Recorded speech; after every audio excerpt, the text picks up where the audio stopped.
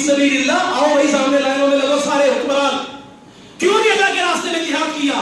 والمستضعفین من الرجال والنساء والولدان، دیکھتے نہیں تھے غزہ کے اندر بزرگ بھی کٹے پڑے، عورتیں بھی کٹی پڑی، بچے بھی کٹے پڑے. وَجَعَلْ لَنَا مِن لَّدُنْكَ وَلِيًّا، تم کردار ادا کر سکتے تھے، تم کہہ سکتے تھے، تمہارے اندر تمہیں میں نے یہ اختیار دیا تھا، تمہیں میں نے ملکی حکمران کے عہدے پہ تمہیں بٹھایا تھا، تم نے یہ عمل کیوں نہیں کیا؟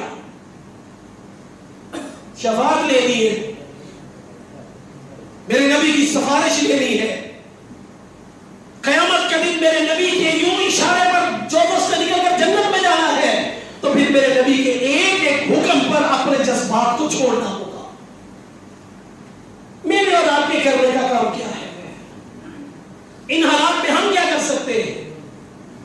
مذمتی بیانات وہ ہم کر سکتے ہیں، صاحب اقتدار نہیں کر سکتا.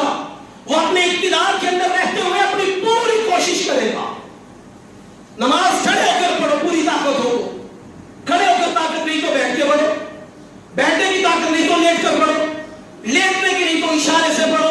پڑھنی ضرور ہے اپنی اپنی طاقت کے مطابق، اپنی اپنی مذہب میں ہر کسی سے پوچھنا ضرور ہے. میرے اور آپ کے کرنے کے دو کام بنیادی طور پر. نمبر ایک، کہیں پر بھی بیٹھ کر ہم ان کے لیے دعا کر سکتے ہیں، لیکن یہ دعا کسی خاص طبقے کے ساتھ منسلک نہیں ہوگی. جو عملی طور پر ان کے لیے اقدام کر سکتا ہے ان کو وہ کرنا پڑے گا.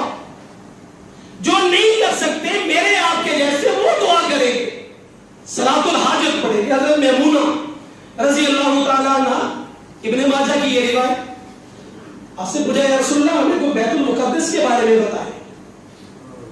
آپ نے فرمایا روئے زمین کے اوپر دوسری مسجد ہے، اس میں نماز پڑھنا 1000 نماز پڑھنے کے برابر ہے. یا رسول اللہ اگر وہاں پر جانے کی ہمت نہ ہو، نہ جا سکوں وہاں پر، تو آپ نے فرمایا تیل ہی تم وہاں پر بھیج دینا جو وہاں کی کندیلوں میں جل جائے، یوں ہی سمجھنا جیسے تم مسجد اقصی پہنچ گئی ہو. وہاں کے رہنے والے لوگوں کے لیے مالی امداد، یہاں سے کسی بھی جماعت منظم تنظیم جو بہترین طریقے سے وہاں کے مظلومین تک ضرورت اشیاء، ضرورت کی چیزیں پہنچا سکتی ہو، ان کے لیے آپ کا یہ فرمان کہ اگر تم وہاں پر جانے کی سخت نہیں بھی رکھتی بیت المقدس، تو تیل بھیجنے کو یوں سمجھ لینا جب یہ بیت المقدس میں تمہارا تیل جلے گا یہی سمجھ لینا کہ تم وہاں پر موجود ہو. تو ہمیں مالی امداد بلا تفریق مظلوم مسلمانوں کی، بیواؤں، یتیموں، غریبوں، مسکینوں، بے گھروں کی، تعلیمی ادارے، ہاسپٹل، رہنے کی جگہ، گھر، سارا کچھ تباہ ہو چکا اور وہ منتظر اب بھی امت مسلمہ کے ہیں. اس امت پر بہت بڑی ذمہ داری ہے. قیامت تک کے لیے ہم مسلمان ایک رشتے کے اندر اللہ کے نبی نے ہمیں باندھ دیا ہے. اللہ نے قرآن کریم میں ہمیں ایک رشتے کے اندر جوڑ دیا ہے. انما المؤمنون اخوۃ، اور میرے نبی نے فرمایا روئے زمین پر بسنے والے مسلمان ایک جسم کی مانند ہے. آنکھ کو تکلیف ہو پورا وجود بے چین ہوتا ہے، سر میں تکلیف ہو پورا وجود بے چین ہوتا ہے. ایک جگہ پر بسنے والا مسلمان اگر کہیں پر مظلوم ہو، کہیں پر کہیں مسلمان کسی اذیت تکلیف میں مبتلا ہو، تو اس امت کے ہر فرد کے اندر وہ بے چینی آنی چاہیے. ہم آنکھ کو یہ نہیں کہتے تو آنکھ ہے میرا وجود ہوں، میں تو لیٹوں گا، میں کیوں جاؤں. پاؤں یہ نہیں کہتا کہ تم خود میڈیسن لینے جاؤ، میں نہیں چل کے جاتا، بلکہ ایسا جسم کا حصہ ہے بے اختیار ہم آپ کی تکلیف دور کرنے کے لیے چلتے ہیں. اسی طرح میرے نبی نے فرمایا سارے مسلمان ایک جسم کی مانند ہے. کہیں پر مسلمان کو کوئی تکلیف ہوگی پوری امت مسلمہ کو وہ درد محسوس کرنا پڑے گا، اس امت کو درد لینا پڑے گا.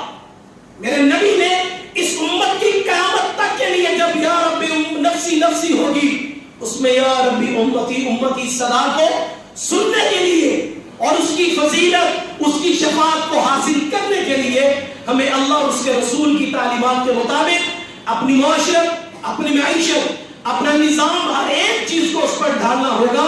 اسی میں میری اور آپ کی کامیابی ہے. اللہ تبارک و تعالیٰ مجھے آپ کو اسلامی حکمرانوں کو اسلام جتنا روئے زمین پر اسلامی ممالک ہیں اللہ تعالیٰ سب کو ایک پیج پر اکٹھے ہونے کی توفیق عطا فرمائے.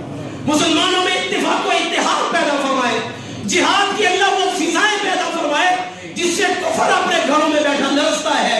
ایک محمد بن قاسم کی للکار پورے سندھ کو ہلا کے رکھ دیتی ہے. ایک مسلمان مجاہد کا نعرہ تکبیر کفر کی دراروں کو ہلا کے رکھ دیتا ہے. اللہ تبارک و تعالیٰ اس امت کے نوجوانوں کو, ہمارے حکمرانوں کو, ہمارے تمام قسم کے افراد کو, ہر شعبہ زندگی سے تعلق رکھنے والے لوگوں کو اسلام کے حقیقی احکام اور بالخصوص اس وقت کا تقاضا زبانی جہاد, عملی جہاد, تقریری جہاد, تحریری جہاد, لسانی جہاد, ہر ایک اعتبار سے ان کی مدد کرنا یہ جہاد کی اقسام میں شامل ہے. اللہ تبارک و تعالیٰ ان کی مدد فرمائے, ان کی نصرت فرمائے, ہمیں اپنی ذمہ داری کو سمجھنے کی توفیق عطا فرمائے. وآخر دعوانا الحمدللہ رب العالمین.